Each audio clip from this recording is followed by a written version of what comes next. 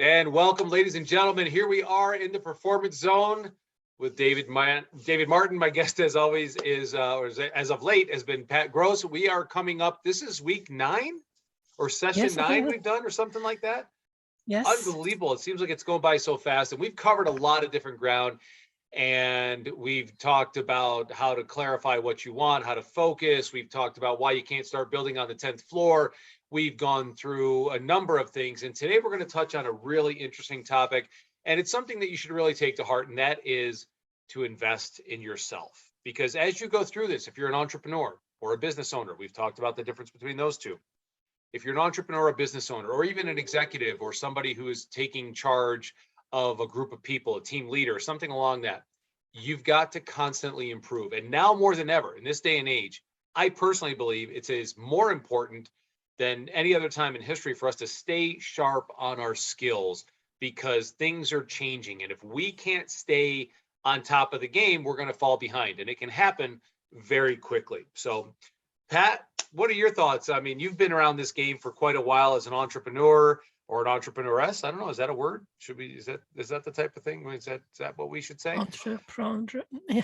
Entrepreneur. No. We can say whatever we want. Make up words. Apparently, today's world, you can start making up words or change the meaning of them. But I mean, you've gone through this, and you've certainly, as evidenced by the conversations we've had, you've certainly invested in yourself. What do you see as some of the more important things about, and when we say invest in yourself, what does that mean to you?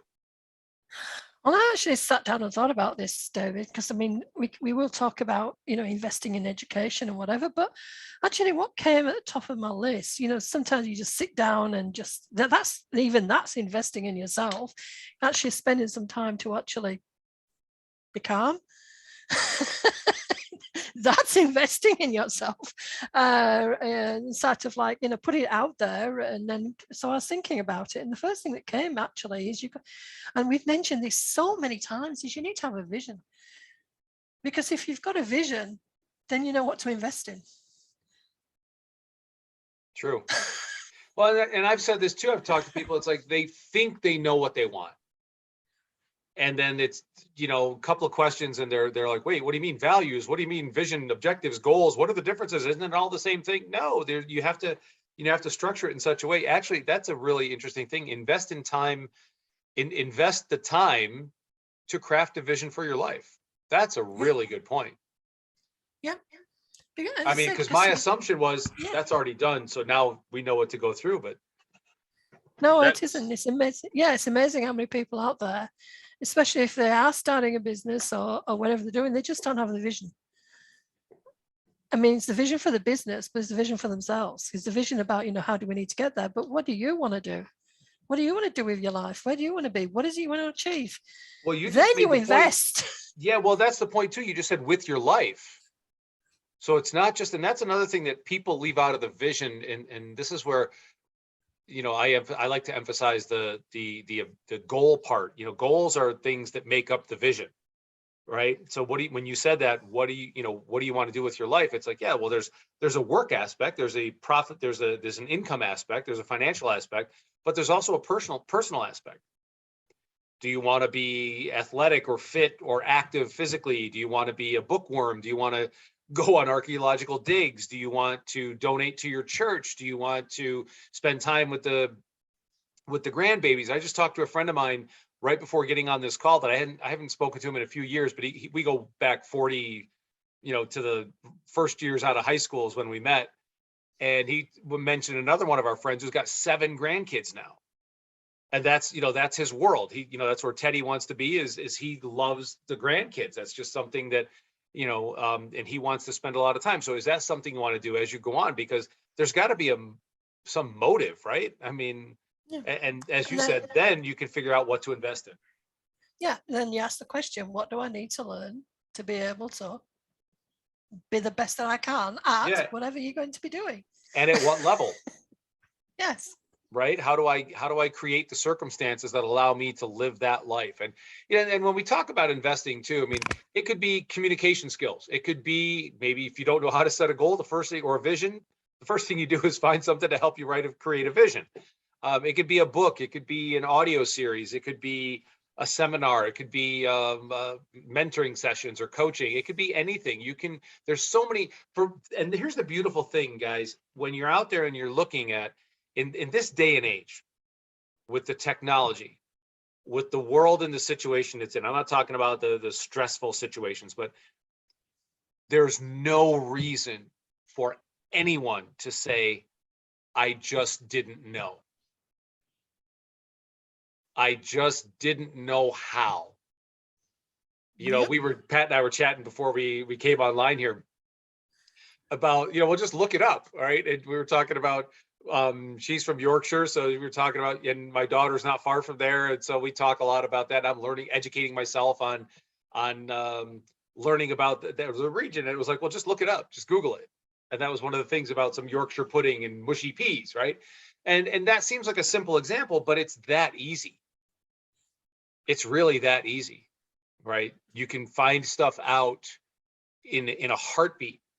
So to say you don't know, and there's so many different levels of, like, when people want to start a business, I can't tell you, and I'm sure Pat, you'll agree with this, the mistakes that people make when starting a business. And they just say, well, they have an idea in their head that this is how it must be. And they think that that's the right way without doing any further investigation, when they could, like, for example, get your strategic planning kit or something along that and just follow the steps. It's a template for how to start a business. And so there's, again, for you to say, as you go out there and you look, if you have questions, this is a great example. You can watch all these different videos. Maybe you're just tuning in and this is the first one you saw. You go, what are you talking about? Can't start building on the 10th floor. Well, go back. It's probably a couple audios or videos up on this. You might be listening to this or might be watching it. But the cool thing is you can go back and find the answers to your questions. You can find out the answer to virtually any question. Just ask, right? Look, just imagine this, and it just came to me. Like, for instance, next time you're going over to Yorkshire, for example, I mean, you're already investing, you're already asking the questions, you're already doing the research, you're already wanting to know, taking the flavor. What your vision there is really soaking up and feeling what the culture. I want to know the people, right? That's the most fun for me. But by learning all of that, what state does it put you in? It puts you in a happy state, right? True. So I'm saying, for the most part, I mean, yeah, it's pretty much a gut busting funny state, because it's we won't get into some of the other things. It's a G-rated show. But so well, it does exist anyway. So yes, you're sort of in that happy state because it's like a reward. You're investing your knowledge, you're rewarding yourself because you are learning more, you are able to do that little bit more, and that comes in that with the gratitude. Now I've got friends who for years kept saying to me, oh, you've got to do a gratitude, get up every day at 7 o'clock in the morning and do some sound of gratitude exercise. And I sort of went, nah.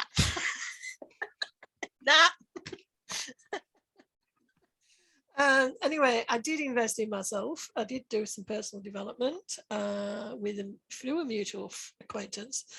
And then what I found was I actually found my own formula, and my own reason. Sometimes you need a reason to invest as well.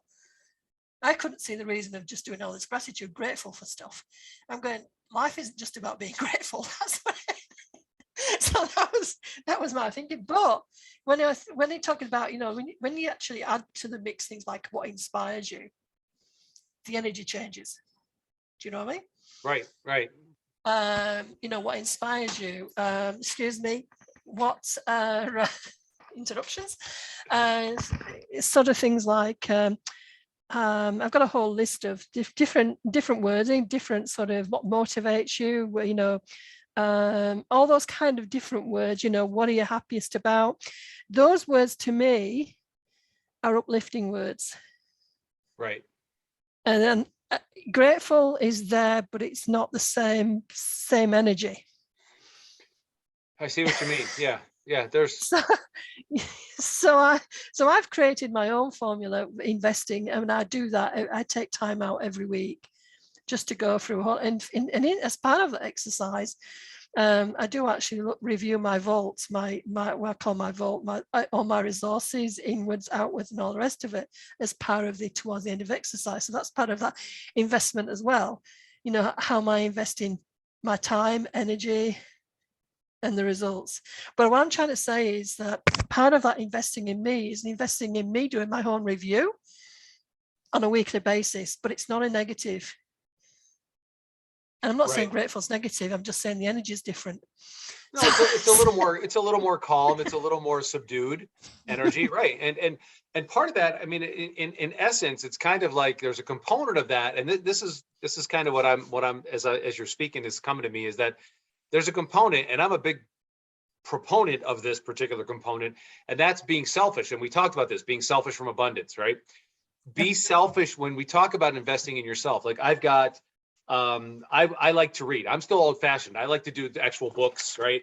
And I've got a whole section of books over here, and I've got my 17 Napoleon Hill, that big one that we talked about. It's still, I haven't put it away where I'd lose it again. It's still right here by, by the desk.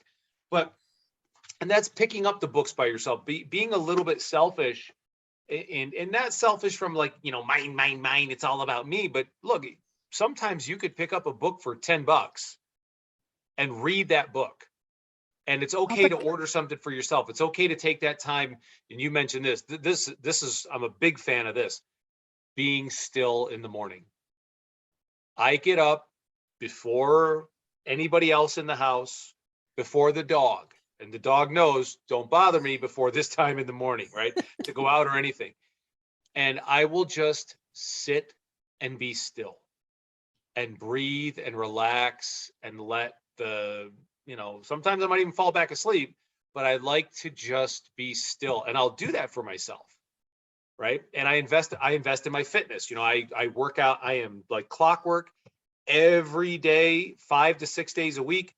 I am training my body. I'm working out, and that does a number of things for me, but that's an investment in myself, because if I'm not fit and healthy and being the best I can be, then I'm not setting a good example. Well, you're right about the investing in yourself in terms, well, I'm not saying you were ever wrong, but I mean, in terms with the health, because I mean, I fell into that trap, especially over the last couple of years where, with the pandemic, working from home, not going out, seeing clients, became very sedentary. And that had a very negative impact on my health. So in terms of that, looking back, you really building, and I can just imagine this friend of mine, a close friend, and she was always nag on at me, I should be doing, so much exercise a day. And she was right, of course, but you get so into, trying to make things work, in the business, that you forget about yourself. Yeah, and then you pay the price. Well, we were talking about, and that's the whole aspect of, there's that component of why we're doing what we're doing, right? If we're doing, a lot of this has been based on business and work, and whether you're working for yourself or as an entrepreneur, or you're working in a corporate, but you're head of a team and you're kind of considering yourself self-employed, but in the corporate structure, you still have to be able to, what's your why? This goes back to the vision Pat mentioned earlier. What is the reason? One of the questions I ask, and I've got a guy starting with me next week. I'm real excited about this. And this week. I'm losing track of time. We're starting this week, and we had met and talked last fall. Now he's finally ready to get started. And one of it is, what do you want? And this is where it gets in fun, when people say they know what they want. But then I ask them, okay, why is that important to you? And so often they can't tell me why it's really important to them. And when you have a vision and you understand, like for me, one of the things that I want to do is I want to spend time with my kids now that they're adults, or 16 and older. It's a whole different relationship than when they're 4, right? When they're totally dependent on you, right? I want to travel with them. I want to go to Newcastle and see Gabi. Hey, let's go to Leeds and let's go to Ellen Road. That's one of the things I want to do. And it's get over there. Let's go to Ellen Road. I want to watch a game at Ellen Road and watch that club. We want to go to the Theatre of Dreams. We want to go to Manchester. We want to go to Portugal. I want to go to Hadrian's Wall. I want to see all these things. And And sometimes people say, well, what is all that stuff? That's what I want to do. You don't have to want to do what I want to do, but maybe I have certain friends, they love to go on like these junkets to, I don't want to say, I guess it's not a junket, but they go on a trip to Central America and they will take old eyeglasses and they will just get everybody, you got old eyeglasses you don't use, great, give them to me. And they'll take them and they go down there and they will fit people up that don't have the resources. They will match them with the eyeglasses. So now people that couldn't see can now see, or they'll do, sometimes it's surgery, sometimes it's dental work, sometimes they'll build houses. They love to do that. And that's, but that requires resources. So they have to have this way of generating the circumstances that allow them to go do that. And that's what we're talking about here. You can, in the world, especially in this world, if number one, you can't say you don't know, that just means you didn't look. It's kind of like when we were talking about no one ever asked us. Well, it's like if we're not asking the young people, so shame on my generation for thinking that the millennials are all kind of weenie, spoiled little brats when, hey, I never really asked. So shame on me for that. I stand corrected. And now I will ask the younger people what they want to do.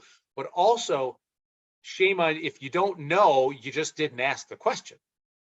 And again, with the laptop, the Google or DuckDuckGo, whatever, if you don't want to use Google for whatever reason, use some search engine to ask a question, and the answer, you will be provided with multiple answers and avenues to find that answer to that stuff.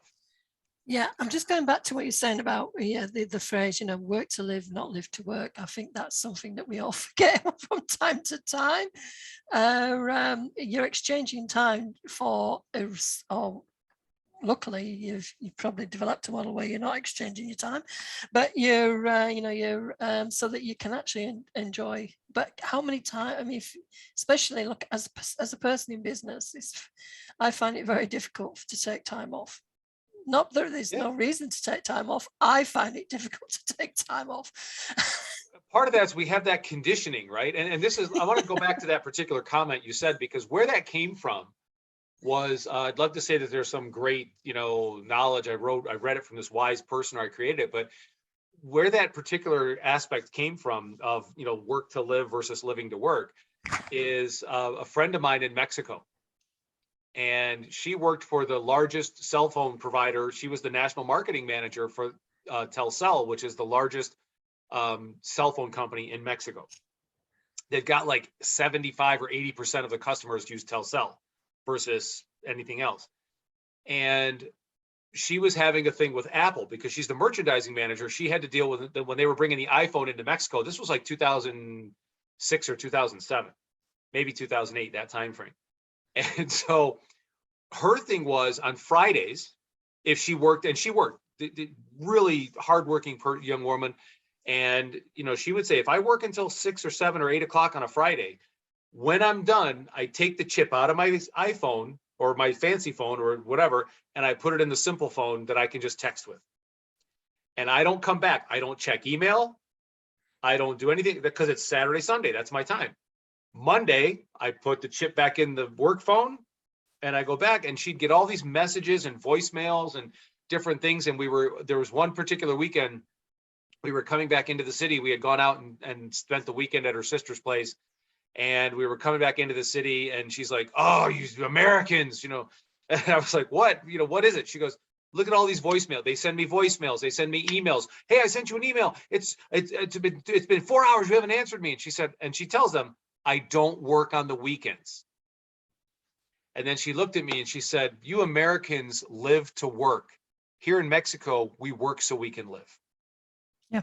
And I will never, that really, and you got to understand, for people that don't understand Mexico City, it's one of the largest, if not the largest city in the world, 28 plus million people. You'll have 5 to 6, 7 lanes going one direction, and then they come to a roundabout, right? You got 5 lanes going into a roundabout. It's insane.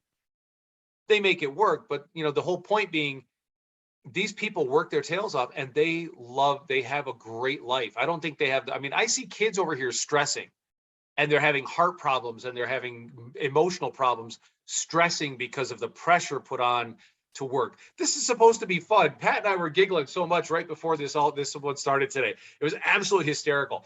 And again, she made the point earlier, when you have this kind of energy, when you have that energy of whether it's a giggle or a laugh, and it's a little bit more than gratitude, as she was referring to earlier, it takes you into a different place when you're creating the goal or the vision or the objective or the desired outcome, whatever you want to call it. When you have that energy, it's a much different experience. And you're much able to develop a clarity, a specificity that's going to attract things to you. And yeah, I don't want to get into a law of attraction, because you can't just sit there and think about it and say, I want $1 million business. I want $1 million business. It's not like that. But when you create stuff and the vibe goes up and you have that kind of energy, you see it too. Whatever, if you're out and about, right, you see people laughing and having a good old time and talking about, mushy peas. I will laugh every time from now on I ever hear the term mushy peas. I'm going to crack up. Right. And it makes these kids over, like I call them kids, they're in their 20s and early 30s. This crew over there for Gabi's Club, because most of them are from Yorkshire. And then you have a couple of the guys, that's a whole different thing when you have the Newcastle versus the Geordies versus the Yorkie, the Tyke. Are you guys Tykes? Tykes, yeah, Tykes. Right? Yes. There you go. And that's fun. And then they laugh at me because I'm an American and I know the difference, right? Maybe not intimately, but the fact that I can observe the difference. Well, you guys. And there's this whole thing with the clubs trying to stay out of relegation now, and they're going back and forth at each other.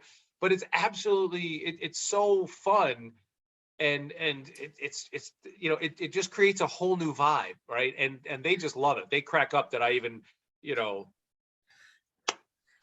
Can I go back to what you were saying about the, yeah, no, it's like the vibe and what you're saying, and the books. I've got it.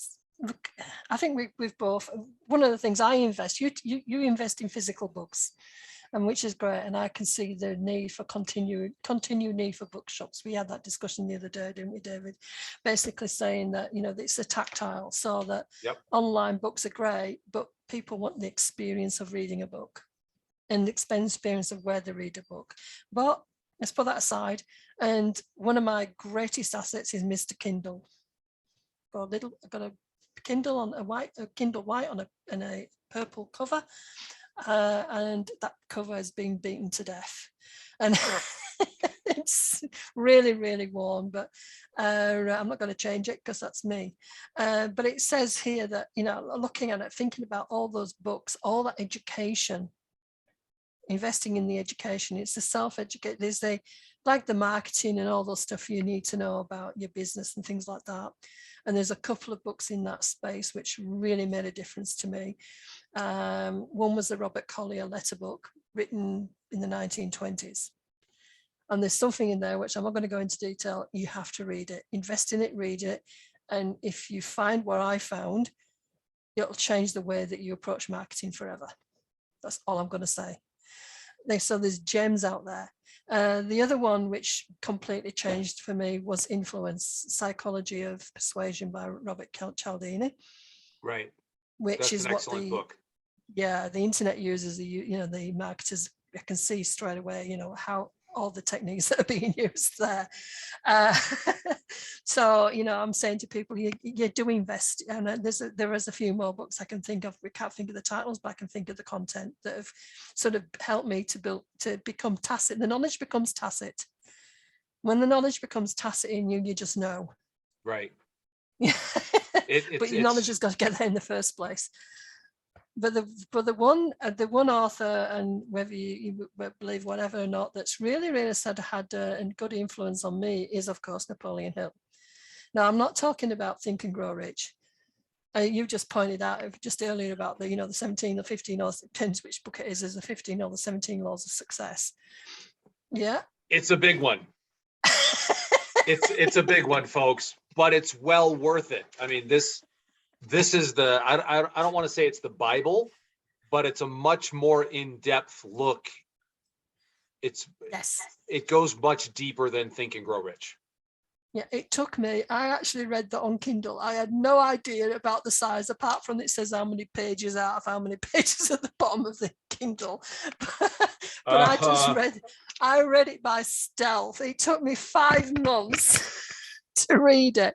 But the amazing thing was, and you alluded to it, as I was going through each chapter and it was going in more depth, it correlated with what was going on in my life. And things were shifting in my life. In this, I don't know, was it to do with the content of what was in, that I was reading, and it was really going in, and therefore it was changing my perspective. But but it did. I mean, everything sort of changed. Now, if you can find a book that does that for you, I'm not saying this one because I said it's heavy reading, but if it's, if you can find something, invest in something that really, really sort of opens up your direction, then that's an investment and a half. And it's not thousands of dollars. You never pay thousands of dollars for a book, do you? It depends on the book. There's Well, a couple, no, typically, no, you're absolutely right. That's the thing. You can get a lot of this stuff, especially if you're just getting started. And that's why sometimes when people have asked me about coaching programs, and that's, one of the things that I do is I love to work with people and watch the growth. But there have been times where I've told people, you're not ready for this.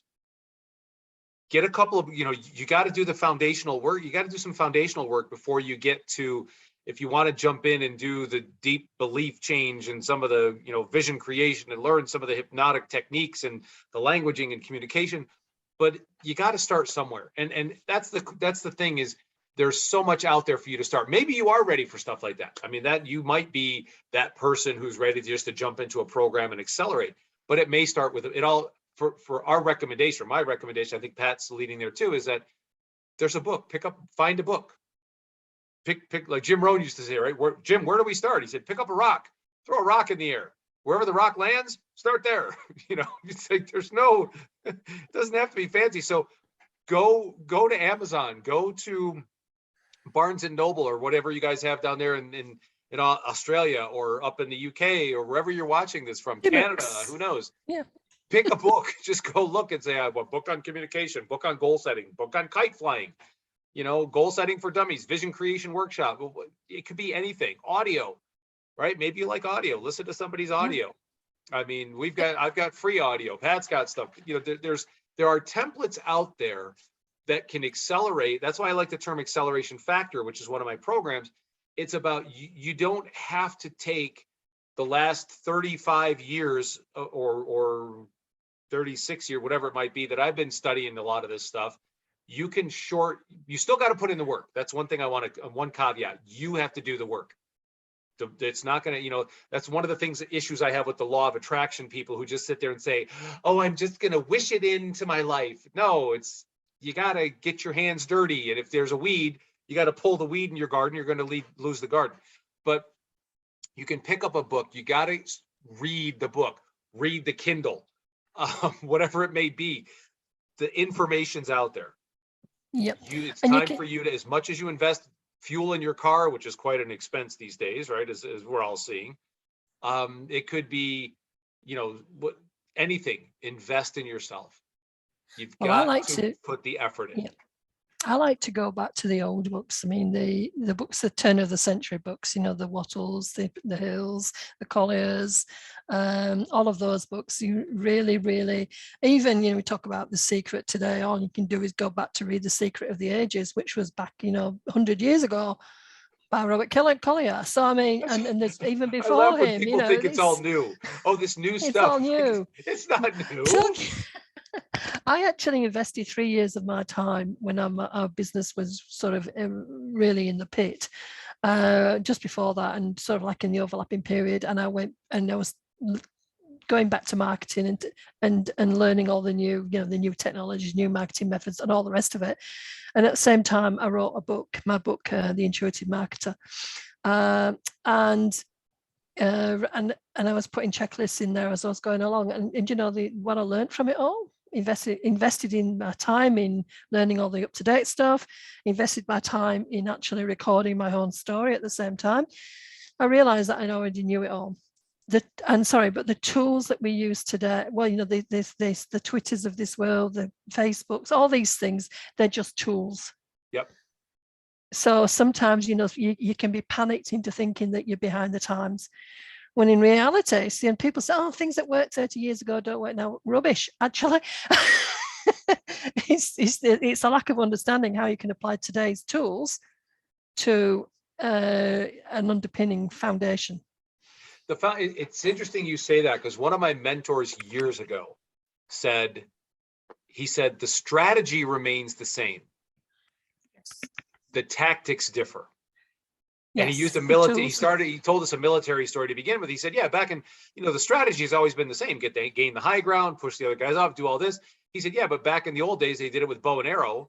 Now we do it with sharpshooters and mortars and different stuff. And then now we do airplanes. He said, it's the same thing in business and success in your business and in your marketing. The strategy is to find the people who are likely to buy your product or service. The tactics of how we find them is what's different. Yes. And it's the same way. So yeah, don't look for reasons why you can't succeed. And I totally, I know people like that I'll look at the guy that I spoke to earlier. We were talking about our friends. He calls himself a dinosaur. Now he's 60 years old. He just turned 60 years old, right? He's about to turn 60 years old.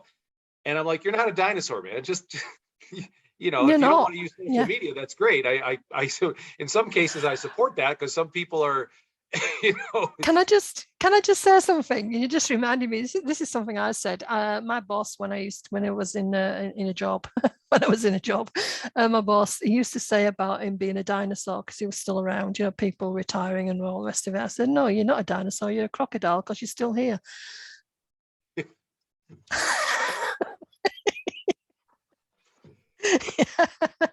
Yeah, there are. It doesn't matter. It's just, yeah. I think dinosaurs are extinct. Crocodiles are still here. But that's the whole thing of like the attitude of it's not going to work, and it's, you get beat down, and it's kind of like I go over this, and it's interesting because one of the guys that I work with down in Sydney, he said, because I sent him, I said, give me some review of some of the audio that I've sent you, right? I like to test some audio out on him to see, because he's an entrepreneur, right? And he gives me good feedback. But there's one in there, it's kind of like, and in the audio, what I talk about is how over time, it's almost like we have a bright light inside of us. And when we're in our 20s, man, we're gonna take on the world, man. We're okay. Let's go. We're teenagers, 20s, even into the early 30s. But it's almost like in that bright light that's right in here, and then one layer of onion gets put on top, and then another layer, and then another layer, and then pretty soon, right? And I have this conversation with somebody the other day on a regular basis. I have this conversation, and it's about, I just had a birthday. And it's like, where'd the time go? Where did the last 30 years of my life go? And Jackson Browne has a great quote where he said, it all goes under sleep's dark and silent gate. You go to bed and you wake up, next thing you know, it's a new day. It's a new decade, right? And so the point being is like over the years, then another layer, then another layer, then another layer. Pretty soon you have 30 years, 35 years of layers covering that bright light and ambition and drive and dreams and all that stuff. And you can peel that away. You can peel that away. You can burn it away. You can do whatever. But it starts with, you got to make the steps. Pat can't help you. I can't help you unless you get on the computer and type in the emails that we give you at the end and say, hey, what do you suggest? That might mean just a meeting with her, might just be a meeting with myself. It might just be us directing you to get a book. It might just be us directing you to set up a full-on strategy session. It might be looking at one of the programs, some free, some paid, whatever it may be. But there's the whole gamut of you. It's about you making a choice to say, in order for things to get better, I have to get better. Don't worry about, yes, there are political concerns. I get all that stuff, and there's societal and elemental, economic concerns and all that stuff. But I still have a choice whether I want to let that affect me. I have to do the best within the circumstances. Over here we're saying, now it's Biden. Then before it was Trump, and then before Trump it was Obama. Before Obama it was Bush. Before him it was Clinton. It's always everybody pointing the finger at somebody else. That's never going to change. That's never going to change. Or what do they have? Boris over there in the UK, right? It's all Boris's fault. Everything's Boris's fault. Until Boris is gone, then it's going to. No, Yeah. no. We've got state premiers versus the prime minister. So Right, right. It's all yeah. And some of these things, and again, I don't mean to make light. There are some things. Some of these people are really nuts. But at the same time, there's things that you can do on a daily basis. You can still read. You can, and before, the books aren't banned yet, right? I mean, that's people say, oh, they're going to ban it. Well, until they ban the books, if that's your concern, start reading the damn books. You better get as many books in as you can if that's your concern, because it's a matter of, again, the book you don't read can't help. that's true. If you don't know that, if I had just heard that one audio. I think what you need to, Yeah. what I think you need to do is to actually sit down and think, what is the best way that I learn? Everybody learns different ways. You can go to a presentation, and you see these. I mean, in Australia, they're prolific, and I'm sure they are over there and everywhere in the world. It's not difficult to get free business training. Just have a day, these days, marketing seminars and stuff like that. And people are obviously selling their high ticket programs, but you're still going to get some information out of them. I love what people always say. They're always trying to sell me something at those free seminars. Well, yeah. It's a free. That's why no such thing as a free. Read Psycho Influence. Read the book Influence. But you can, you might be somebody who does pick up new things by actually listening, and that's why you're willing to invest in somebody else's program. It could be, different ways people learn by doing. So they could invest their learning in going away and doing some kind of retreat, for example, and where it's interactive, where you actually and the program set up in such a way. And this is a tip for businesses to design their programs in such a way that it is active, because people do learn by doing, men especially. Then you've got the readers. And as I've just said earlier, from my experience, that message goes inside. It becomes tacit. Right. So obviously, I've learned stuff, and it's coming out, and it's changed me. So you just think of the way that you learn best, and then invest in that. And that's all you need to know. And then the other thing is pay yourself first. Oh, Put yes. yourself first. I was having that conversation with our friend Rich the other day about something, and he was like, "Yeah, I know, but it's like," and he pays himself, but he's the kind of guy that puts everybody else ahead of himself, and it's like, I'm trying. It's not that I want him to be greedy, but I'm saying it's okay for you to pay yourself first, before you pay the guys. But no, the thing is, and what Pat's getting to, and what I want to emphasize is that from this moment on, as you watch and listen, I don't know if you're watching a video, or if you're just listening, from this moment on, there are no excuses. The information is out there. If you want to, but I don't like to read, I like to listen. Well, then guess what? There's audiobooks. Most of the books out there that can help you, or that can guide you, that can lead you, whether it's, we're talking predominantly about business settings and entrepreneurial settings, but most of those books are also available as audiobooks. You can find different audios that if they're not exactly the book, it parrots the book. So you can find audios out there. There's free audios, there's paid audios. Set aside, well, I can't afford. Well, guess what? Take a couple days off of Starbucks or your favorite coffee shop, right? Do whatever it is. Find a way, make it so important that nothing else gets in the way. Because when something is important enough for you, you will find a way, and you will get it. That's the key. When you are committed, not interested. I was telling Sophie the other day at breakfast, we had a wonderful breakfast on Sunday. And, Andrea said that she said, what, I want a good breakfast. I said, okay, great. She said, I want pancakes and eggs and bacon and hash browns. I said, you got it. And that's kind of like my thing in the house on Sunday. I make the big breakfast. I get up, I let them sleep. Okay, I'm gonna make the breakfast. And that's what my dad used to do, right? Mom took care of everything else during the week. Dad did Sunday breakfast. And we were talking about this, just like, and Luna wants to chime in now. Hey, come here, dog. Okay. And this, ladies and gentlemen, is the state of how we do business these days. Come here. It's just how we do, right? But that's the beautiful thing. You create the circumstances. I can be here with my dog most of the day. Come on, okay.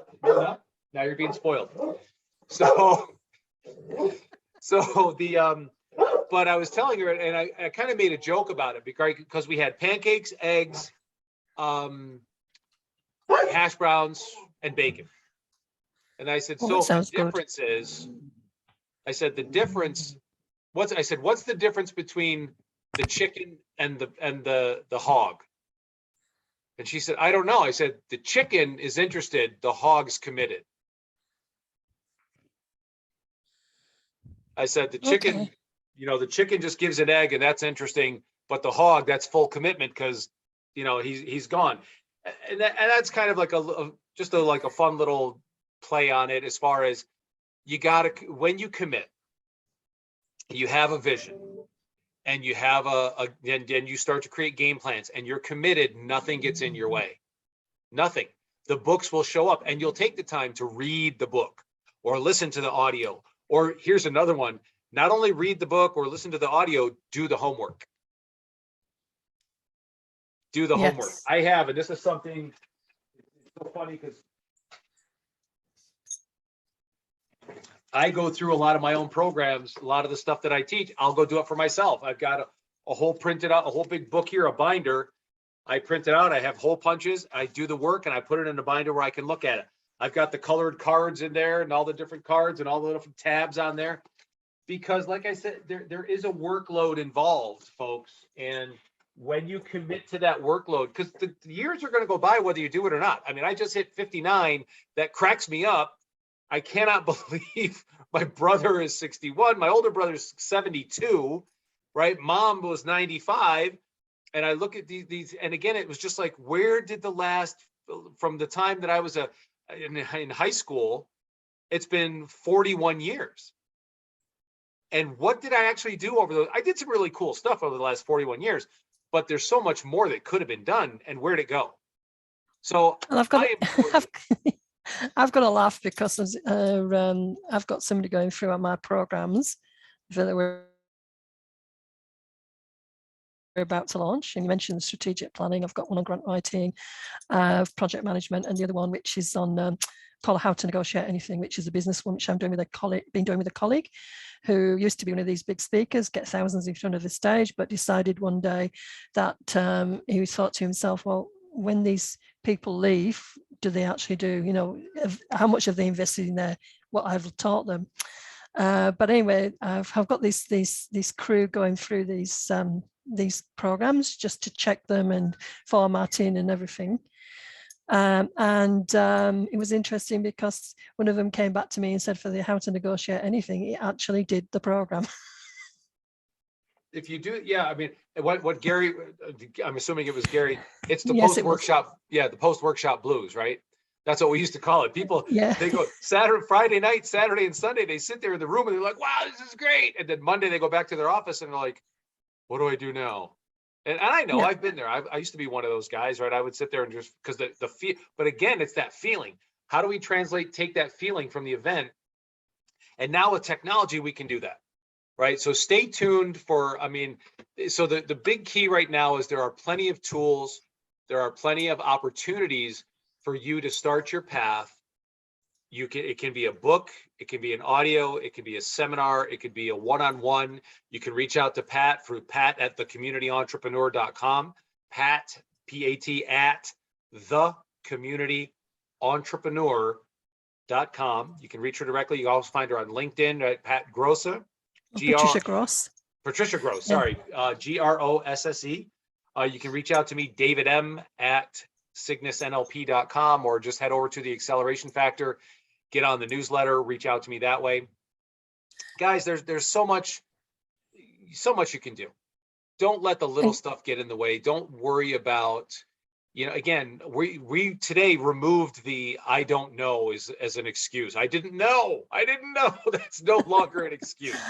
We Well, even next we week- even introduced you to the term mushy peas today. All right, so you can go look that. Start with that. Type in mushy peas and see. That's how quickly you can find stuff out. Right. yeah, and you already started to mention, this is that you've started on the path tour. Well, next time we're going to look at, this is going to be an interesting one, the bridge you have to cross. And there you have it. So from my partner down under, formerly from up over, I guess that would be the thing. Oh, this is David and Pat. We're signing off right now. And next week, I think next week is going to be the final in this particular series. That doesn't mean we're going away. You'll be able to access this series, and we're going to have some other stuff coming up, and then we'll go back to the regular Wednesday night performance zones. It's going to be awesome. But other than that, ladies and gentlemen, remember, put everything you have into everything you do, because the best is yet to come. We'll see you next time.